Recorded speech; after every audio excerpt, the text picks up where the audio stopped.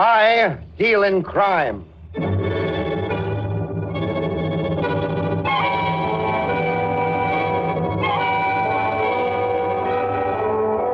American Broadcasting Company presents I Deal in Crime, starring William Gargan as Ross Dolan. This is Ross Dolan speaking from one of the ringside tables at the Rose Room Dance Palace. Yeah, you guessed it. 50 beautiful hostesses. Count them, 50. If you're wondering what I'm doing in a spot where they tap you a dime for a two-time whirl around a small floor, it's because somebody gave me a lifetime pass. Also because a man named William Davis came to see me. William A. Davis, if you please. He was one of those stuffy little bus budgets, about 50 years old, and tried to cling to a dull youth by brushing his thin hair over a rapidly spreading bald spot. He walked into my office one bright afternoon and said, Mr. Dolan, you're a detective. I want you to find my daughter for me. Sure, Mr. Sit down. I haven't time. My name is Davis. William Davis. William A. Davis. Well, glad to meet you. My name is Dolan, Ross Dolan. The only second name my father gave me I got when I broke the mirror in the front parlor. I have no time for levity, Mr. Dolan. Oh. Naturally, since my daughter has disappeared, I've been quite concerned, even a trifle distraught, if I may say so. Oh, say anything you want. I live up in Mission Valley. I lived there for 20 years. And one day last week, my daughter simply disappeared.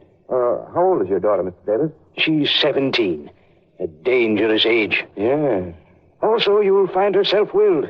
You may have trouble bringing her back. Uh-huh. Any boyfriends, Mr. Davis? I know of none. I've prepared a sort of brochure on Jacqueline. The pictures, a complete history, so you'd have something to work on. Here. Oh, thanks. She's a pretty kid, isn't she? Yes. Let us discuss your fee, Mr. Dolan. My ceiling is $5 per day. $5 a day? Mr. Davis, you better either raise your ceiling or lower your floor. You're talking to the wrong man.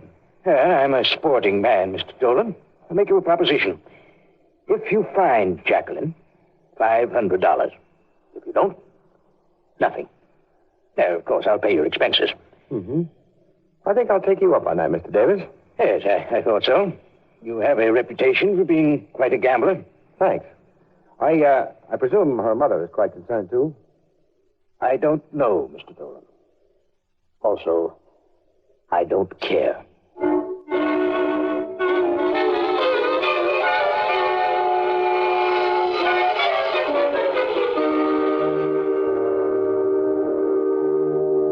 William A. Davis hiked out of there like an upstate Napoleon on his way to Josephine.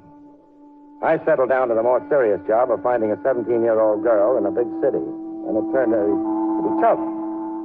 The Missing Persons Bureau gave me no leads. Neither did the hospitals. I called and asked more questions than a quizmaster at a lawn party, and finally wound up with a pretty, nice, round goose egg. I decided to beat it down the street. But the minute I left the building, I got that uncomfortable feeling around the collar. I walked the block and looked around. I had a tail. I kept going towards the next corner. I rounded the corner and stopped. My pal was close behind me. He was a big, beefy bird, but I stopped him. Oh, pardon me. Hey, why don't you look where you... Uh-oh. What's the matter, Pally? Afraid you'll miss the bus? I'm not on my way to missing any buses. Maybe not, but you sure missed the boat. Get out of my way, mister. I'm in a hurry. Sure, you're in a hurry. So am I. Hey, what are you doing? What are you pulling it on my arm? Maybe I ought to snap it for you. My arm. Cut it out, will you? Sure, Pally. As soon as you tell me why you were following me. I wasn't following you, mister. Change your mind, Pally? My arm. My arm. Oh. The guy told me to tell you. There was a guy on that corner back there. He gave me $5. You're lying, Pally. Oh, yeah, I'm telling. He was a lawyer. His name was Clemson. He's in the Ryan building. Uh-huh. What do you want? I don't know. Just wanted me to follow you. Tell him where you went, that's all. Can I, go now? Yeah, you're going, Pally, with me. If this is another of your feeble fabrications, I'll really give you something to scream about.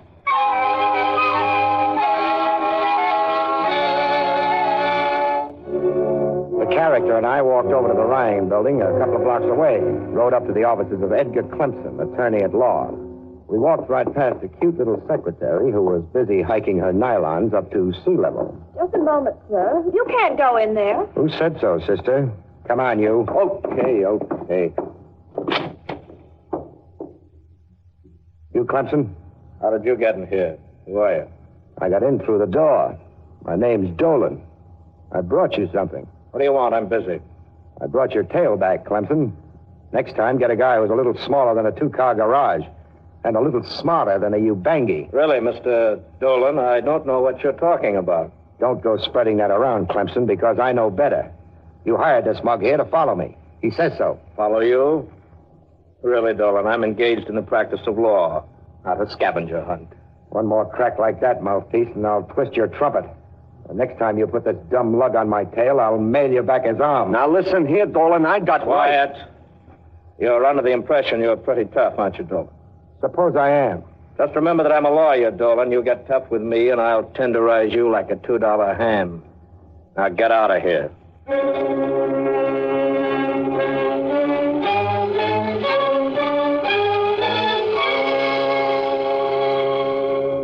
It would have been a pleasure to hang one on Clemson, but the percentage was against me. Then I remembered the story of that Greek hero, the one with the weak heel. I figured Clemson might have a weak heel, too. He did, and I was kind of sorry about calling her a heel. It was Charlotte Crandall, Clemson's secretary. I promptly picked her up and just as promptly sat her down again, in one of those cozy spots. Sure was nice of you to take me out for cocktails, Mr. Dolan. Oh, don't mention it, Charlotte. When I saw those nylons, I was a gone gosling. Oh, I'll bet you say that to all the girls. All the girls I know don't have nylons. They don't? Gee, sure is swell in here, Mr. Dolan. I've never been here before. Where do your boyfriends usually take you? Well, lately they've all been taking me home. That's so. I guess because they don't make much money. Or else they're smarter than... Say, how's your boss? Boy, was he mad at Butch, the guy who followed you. I can imagine. Butch do a lot of work for Clemson? Just where Lucky Maxwell's concerned. Lucky Maxwell. Don't remember him. Lucky isn't a he, Mr. Dolan. He's a she. No. She's one of Mr. Clemson's best clients. And you know something? No, why? She runs a diamond dance place. It's called the Rose Room. Must take it in some evening. Oh, I don't think you'd like it. It costs a dime every time you dance with a girl. Besides, I dance with you free. Maybe you got something, Charlotte. Have another... One of my boyfriends is coming over. Well, don't worry, Charlotte. One night this week, you and I'll go out. I'll show you the sights. Okay. Make it anything but the zoo. I've seen that 7 times this month. Anything but the zoo. Hey, okay. Hey, Miss Crandall, Mr. Clemson wants you right away. He sent me to look for you. Isn't it kind of funny you came to exactly the same place? Mr. Clemson said I couldn't talk to you, Dolan. Come on, Miss Crandall. Mr. Clemson is kind of mad. Okay, I'm going. Goodbye, Mr. Dolan. See you later. Yeah, kid. Well, I guess I better beat it, too. The boss sent for me to tell you something, Dolan. Yeah, what? Lay off his secretary, or he'll nail your hide to your own front door. I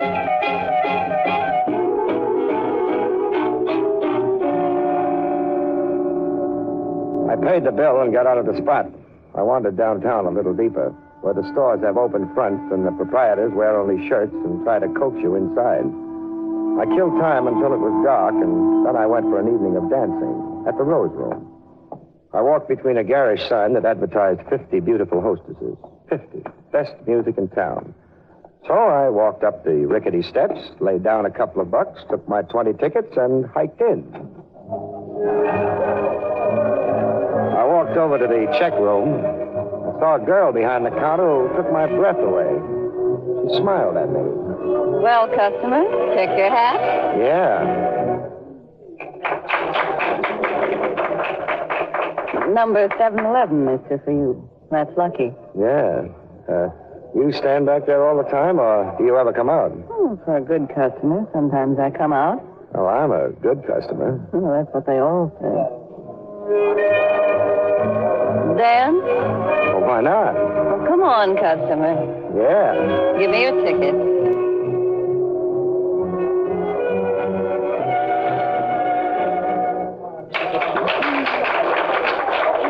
to have another ticket. That was a dance? Why, I only got a chance to do 3 steps. Yeah, well, up here, mister, you gotta be quick. You said it. How about sitting at one of those tables? Sure. Give me $1. $1 for sitting? Yeah, for 15 minutes.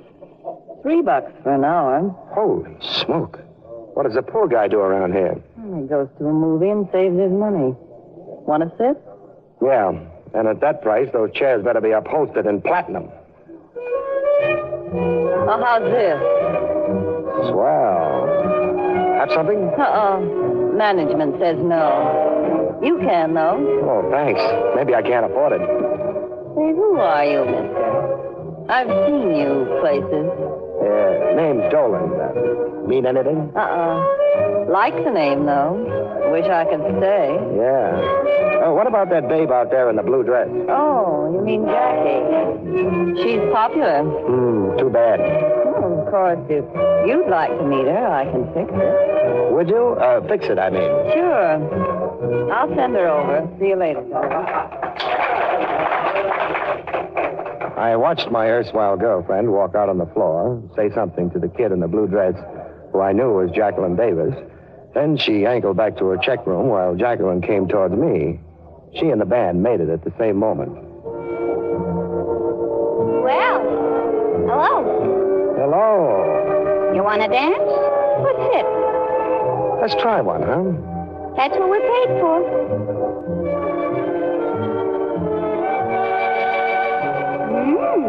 You're pretty good. Thanks. Jackie? Oh, you know my name. Who told you? The doll in the check room. She did? Yeah. Why are we dancing toward the door? It's crowded over there. We're going places, kid. You got me wrong, mister. I don't leave the place. Oh, yes, I think you do. You're Jacqueline Davis, aren't you? So what? So your old man's looking for you. He's playing me a nice fat fee to bring you home. So we're walking over to the door. We're leaving, you and me. I won't go. And you can't make me. You're 17. Either you go with me now or I'll be back with a writ and shut this place up. I'm 18. Cut it out, kid. I know better. Come on, and don't say anything to anybody. Just a minute, mister. What goes? The girl. I'm taking her out. Oh, no, you're not. We don't permit girls to leave with the customers. You're in the wrong place. I'm in the right place. The kid's only 17. Her old man's looking for her. So? You want any more than that? No, beat it. Mister, don't come back. Okay. What makes you think you can get away with this? I don't think. Hustle it, kid. Your old man's waiting. I won't go back, and you can't make me. If you were my kid and you talked that way, I'd paddle you until you put on your stocking standing up for a week. Here's a cab. Get in. Okay. In, kid. Hey, Jackie, what goes? Mike, my father sent him. He's after me. Get in here, mister. The dame stays out. What do you think you're pulling? I'll get your license for this. Don't make me laugh. I don't have a license for a gun. Get in. Okay. Get upstairs, Jackie, and get Sammy. I don't have to. Here he comes now. Sit still, Dick. As soon as Sammy gets here, we're leaving. Oh, is Sammy going along? I see you caught him. Get going, Mike, out the post road. I got something for this monkey. Why, Sammy, are you talking about me? Shut up.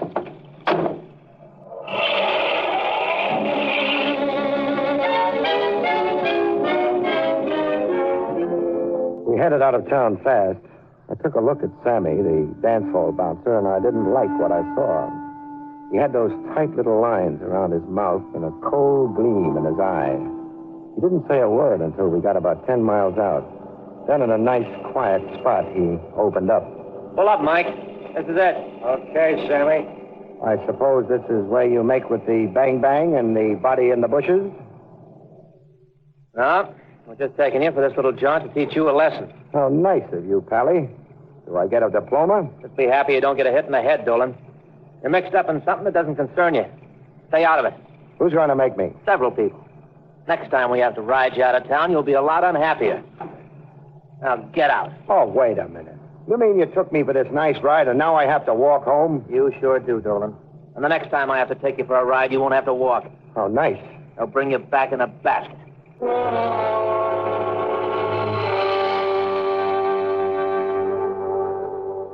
The cab door slammed, and my two pals got away from there fast. There was only one thing for me to do, and that was to start walking. It was late, there were no cars, and I figured I could make it to the nearest car line by morning. By that time, Jackie Davis would be on her way to China. Hey, how about a lift to town? Where are you going, mister? Back to town. Can you help me out? Climb in, Sonny. Thanks. Hey, what are you doing way out here this time of night, Sonny? My doctor told me to take long walks, only tonight I overdid it.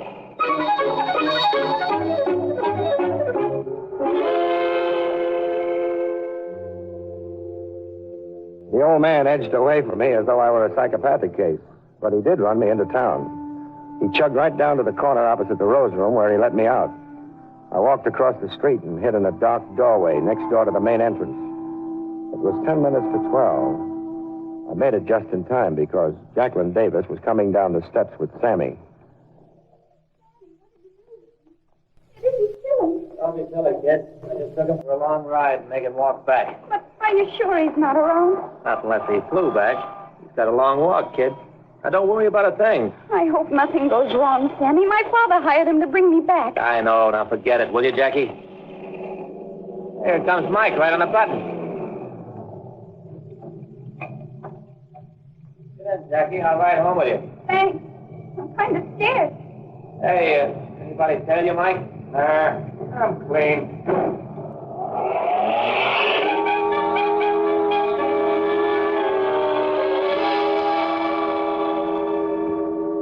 Jackie, Sammy, and the driver drove out of there in a hurry. I got a cab and followed. They pulled up in an apartment house. I watched while the girl got out and ran in. Sammy and Mike drove off. I left my cab and walked to the apartment house door. I was surprised to see the name Maxwell on the mailbox.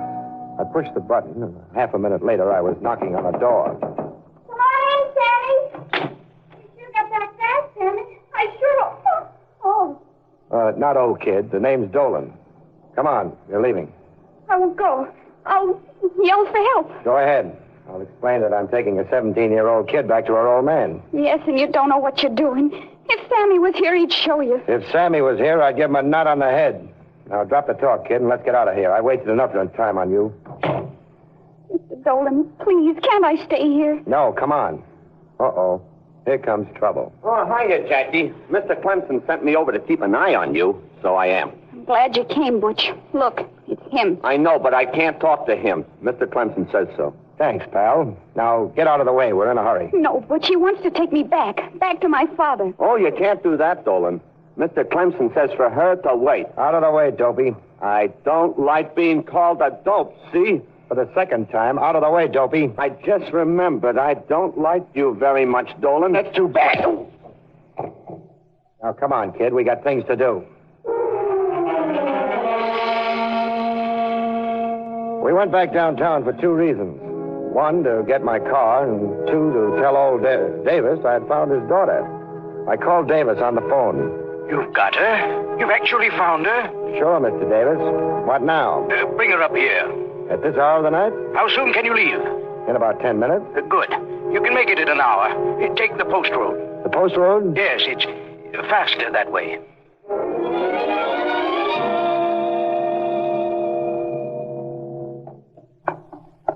You know how to get to Mission Valley by the post road, Jackie? Even if I did, I wouldn't tell you. Okay, kid. Here's my car. I'll find the way. Wait a second, Dolan. You're not getting in there. Well, if it isn't Sammy the Bouncer. Been riding any more characters out to the sticks? Don't be gay, Dolan. Just get back up to your apartment. Jackie isn't going back to her old man, see? Yeah, Pally, I see. And I see a gun right here in my mitt. Now, we'll see how well you're loaded. No, you don't. Oh, yes, I do. I might be sorry if I didn't take precautions. There. Well, a neat heater you're carrying, chum. 38.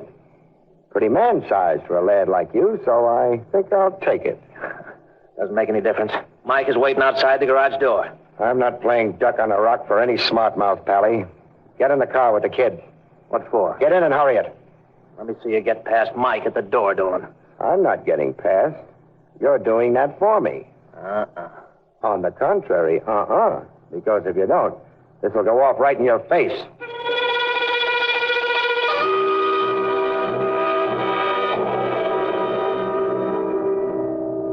Sammy had a lot of nerve, but the gun scared him. We drove out the door. Sammy said the correct thing, and I waved gaily at Mike and beat it out of town. I remembered how kind Sammy had been to me, so exactly 10 miles out, I dumped him off to hoof it back to town. I don't think he liked it. We'll be there in 10 minutes, kid. I'm sorry I had to let Sammy out so far back. You think you're so smart. You just wait. Hey, look at that chump coming up behind us without light. Hey, you turn on your light.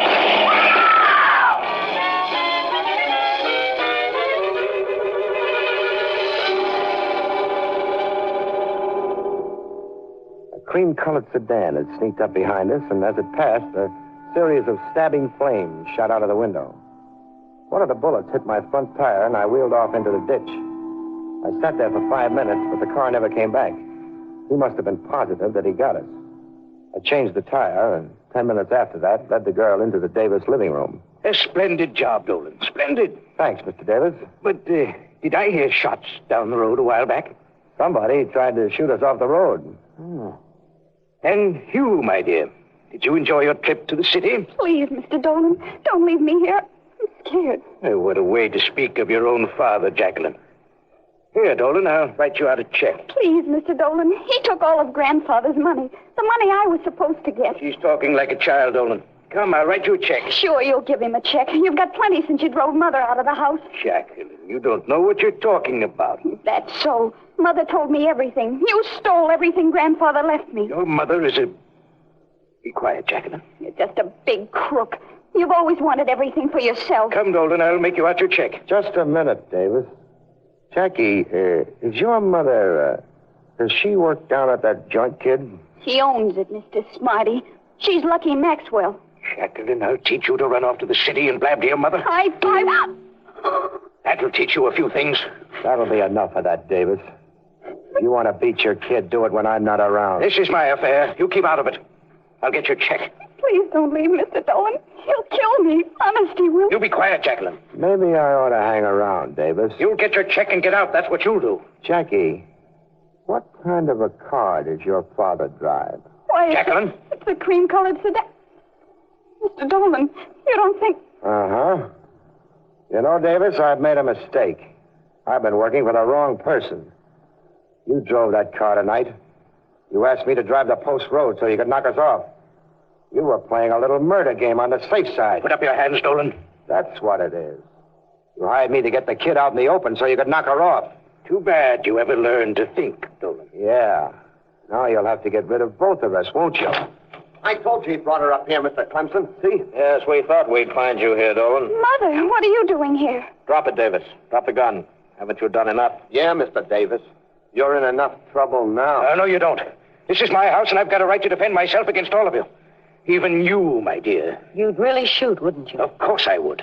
No, you won't. Give me that gun, old-timer. I said, give me that gun. Oh, keep away. Keep away. I'll shoot again. No, you won't, old-timer.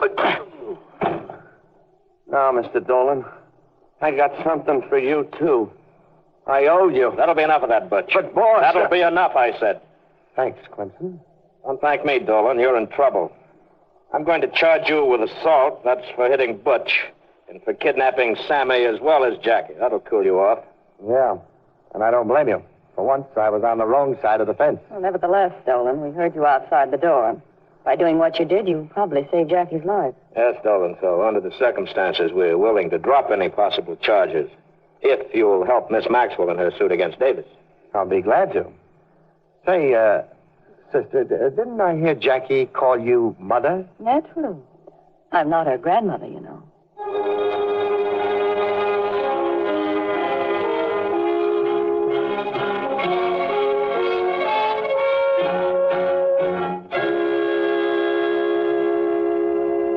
The whole story came out then. Jackie was to be 18 in 2 days. In spite of the fact that her mother was to have her, old man Davis wanted to keep her. Then he could cover up the fact that he'd stolen most of the money left her by her grandfather. Clemson forgave me, and so did Butch. The kid, Jackie, kissed me for sticking up for her. Lucky Maxwell? Well, I talked to her a couple of days later at the Rose Room. You look surprised, Dolan. I could have a 17-year-old daughter. You could, sure, but you're not over 30 yourself. Oh, thanks, Dolan. Only I'm 35. Sister, the years rest on you like a feather.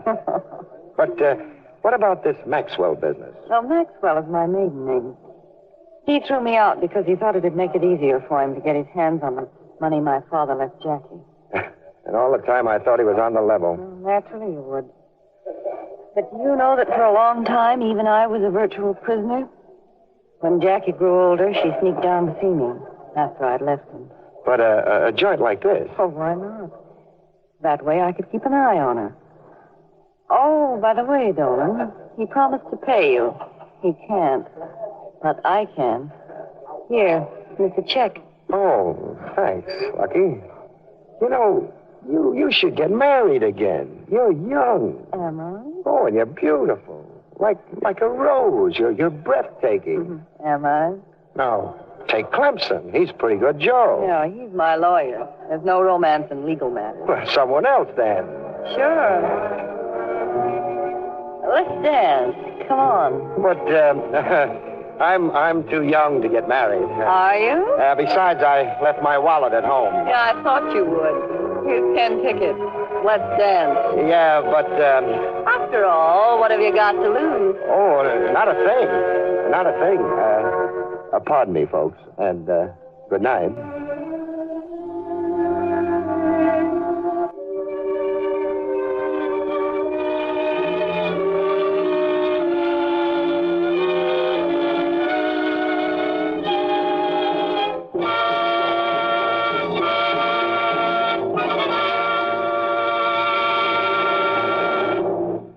Don't forget to listen again next week, same time, when you will hear William Gargan say, I deal in crime.